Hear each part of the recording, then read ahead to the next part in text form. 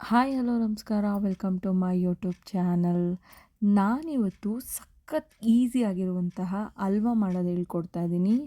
ಇದಕ್ಕೆ ಜಾಸ್ತಿ ಇಂಗ್ರೀಡಿಯೆಂಟ್ಸ್ ಬೇಡ, ತುಂಬ ಸಾಫ್ಟಾಗಿ ಅತಿ ಕಡಿಮೆ ಸಮಯದಲ್ಲಿ ಹೇಗೆ ಹಲ್ವಾ ಮಾಡ್ಬೋದು ಅಂತ ಹೇಳ್ಕೊಡ್ತಾ ಇದ್ದೀನಿ. ಬನ್ನಿ, ಇದಕ್ಕೆ ಬೇಕಾಗಿರೋ ಪದಾರ್ಥ ಕಾರ್ನ್ಫ್ಲೋರ್, ಸಕ್ಕರೆ, ಡ್ರೈ ಫ್ರೂಟ್ಸ್. ಇಲ್ಲಿ ನಾನು ಗೋಡಂಬಿ, ಬಾದಾಮಿ, ಪಿಸ್ತಾನ ಹಾಕ್ಕೊಂಡಿದ್ದೀನಿ. ಇಲ್ಲಿ ಫುಡ್ ಕಲರ್ ಮತ್ತು ಸ್ವಲ್ಪ ತುಪ್ಪ. ಮೊದಲು ಒಂದು ಬೌಲ್ಗೆ ಇಲ್ಲಿ ನಾನು ಅರ್ಧ ಕಪ್ ಕಾರ್ನ್ಫ್ಲೋರ್ ತೊಗೊತಾ ಇದ್ದೀನಿ. ತಿರ್ಗಾ ಅದಕ್ಕೆ 2 ಕಪ್ಪು ನೀರು ಹಾಕ್ತಾಯಿದ್ದೀನಿ. ಇನ್ನೊಂದು ಕಪ್ ನೀರು ಹಾಕಿದ್ದೀನಿ. ತಿರ್ಗಾ ನೆಕ್ಸ್ಟು ಇದನ್ನು ಚೆನ್ನಾಗಿ ಮಿಕ್ಸ್ ಮಾಡ್ಕೊಳ್ಳಿ. ಈ ಥರ ಫುಲ್ಲು ಚೆನ್ನಾಗಿ ಮಿಕ್ಸ್ ಮಾಡ್ಕೋಬೇಕು. ಯಾವುದೇ ಗಂಟು ಥರ ಎಲ್ಲ ಇರಬಾರ್ದು, ಕ್ಲೀನಾಗೆ ಮಿಕ್ಸ್ ಮಾಡ್ಕೋಬೇಕು. ನೆಕ್ಸ್ಟು ಒಂದು ಬಾಣಲಿಗೆ ಸಕ್ಕರೆ ಹಾಕ್ತಾಯಿದ್ದೀನಿ. ನಾನಿಲ್ಲಿ 1 ಕಪ್ ಸಕ್ಕರೆಗೆ 1/4 ಕಪ್ಪು ನೀರು ಹಾಕ್ತಾಯಿದ್ದೀನಿ.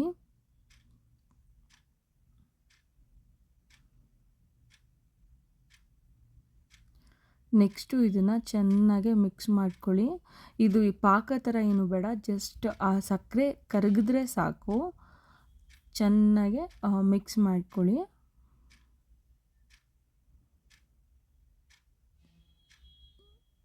ನೋಡಿ, ಈಗ ಸಕ್ಕರೆ ಕರಗಿದೆ.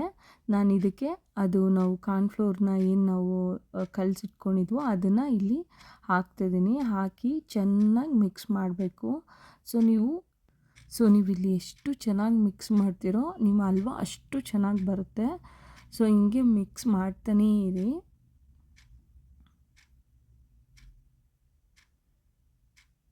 ನೋಡಿ, ಇವಾಗ ಬರ್ತಾ ಇರುತ್ತೆ.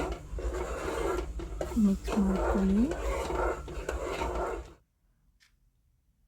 ನೋಡಿ, ಹಂಗೆ ಇದೇ ಕನ್ಸಿಸ್ಟೆನ್ಸಲ್ಲಿ ನಾವು ಅದನ್ನು ಮಿಕ್ಸ್ ಮಾಡ್ಕೋಬೇಕು. ನಾನಿಲ್ಲಿ ಒಂದು ಸ್ವಲ್ಪ ಫುಡ್ ಕಲರ್ ಆ್ಯಡ್ ಮಾಡಿದ್ದೀನಿ ಮತ್ತು ಸ್ವಲ್ಪ ತುಪ್ಪ ಹಾಕ್ತಾಯಿದ್ದೀನಿ. ಫುಡ್ ಕಲರು ಆಪ್ಷನಲ್ಲು, ನೀವು ಹಾಕ್ಕೊಂಡ್ರೆ ಹಾಕ್ಕೋಬೋದು, ಇಲ್ಲ ಅಂದರೆ ಬೇಡ.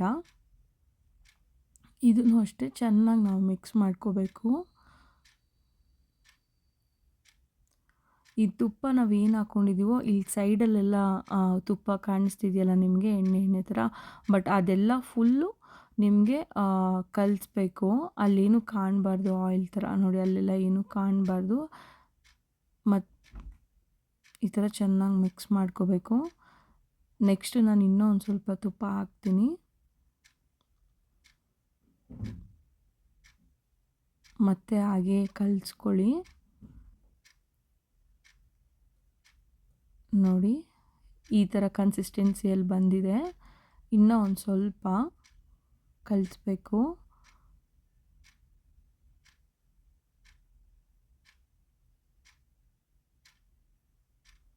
ನೆಕ್ಸ್ಟ್ ನಾನು ಇದಕ್ಕೆ ಸ್ವಲ್ಪ ಡ್ರೈ ಫ್ರೂಟ್ಸ್ನ ಆ್ಯಡ್ ಮಾಡ್ತಾಯಿದ್ದೀನಿ.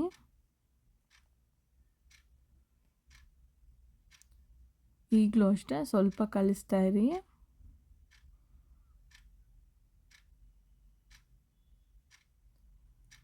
ಈ ಮಿಕ್ಸಿಂಗ್ಗೆ ಜಾಸ್ತಿ ಟೈಮ್ ತೊಗೊಳುತ್ತೆ, ಬಟ್ ನೀವೆಷ್ಟು ಚೆನ್ನಾಗಿ ಅದನ್ನು ಮಿಕ್ಸ್ ಮಾಡ್ತೀರೋ ಅಷ್ಟು ಚೆನ್ನಾಗಿ ಅಲ್ಲಿ ಬರುತ್ತೆ. ಈ ಕನ್ಸಿಸ್ಟೆನ್ಸಿಯಲ್ಲಿ ಬರಬೇಕು. ಈ ಥರ ಬಂದರೆ ಆಯಿತು ಅಂತ. ತೀರಾ ಗಟ್ಟಿಗೂ ಮಾಡ್ಕೋಬಾರ್ದು. ಸೊ ನಾನು ಇವಾಗ ಸರ್ವಿಂಗ್ ಬೌಲ್ಗೆ ಹಾಕ್ತಾಯಿದ್ದೀನಿ. ಸರ್ವಿಂಗ್ ಬೌಲ್ಗೆ ನಾನು ತುಪ್ಪ ಸವರಿದ್ದೀನಿ. ಈ ಥರ ಟ್ರಾನ್ಸ್ಪರೆಂಟ್ ಬಾಕ್ಸ್ಗೆ ಹಾಕಿದ್ರೆ ರೆಡಿ ಅಂತಲೇ ಹೇಳ್ಬೋದು. ಇದೊಂದು ಸ್ವಲ್ಪ ನಾನು ಸೆಟಲ್ ಆಗಕ್ಕೆ ಬಿಡ್ತೀನಿ. ಸೊ ನಾನು ಇದ್ರ ಮೇಲೇ ಬಿಸಿ ಇರೋವಾಗೇ ಸ್ವಲ್ಪ ಡ್ರೈ ಫ್ರೂಟ್ಸ್ನ ಆ್ಯಡ್ ಮಾಡ್ತಾಯಿದ್ದೀನಿ. ಇನ್ನೇನು ನಾನು ಮೊದಲೇ ಹಾಕ್ಕೊಂಡಿದ್ದೆನಲ್ಲ, ಅದರಲ್ಲೇ ಒಂದು ಸ್ವಲ್ಪ ಉಳಿಸ್ಕೊಂಡಿದ್ದೆ, ಅದನ್ನೇ ಈಗ ಸ್ವಲ್ಪ ಮೇಲೆ ಹಾಕ್ಕೊತೀನಿ.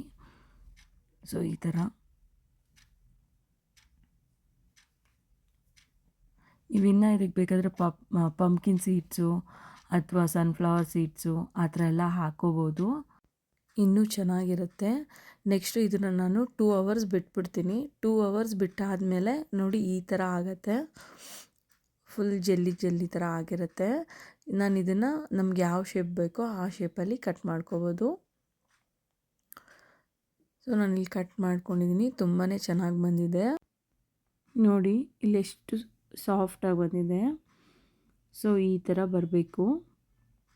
ತುಂಬಾ ಈಸಿ ಮತ್ತು ತುಂಬ ಕಡಿಮೆ ಇಂಗ್ರೀಡಿಯೆಂಟ್ಸಲ್ಲಿ ಇದನ್ನೆಲ್ಲ ಮಾಡೋದು. ಸೊ ರೆಡಿ ಟು ಸರ್ವ್ ಅಂತಲೇ ಹೇಳ್ಬೋದು. ಅಲ್ವಾ?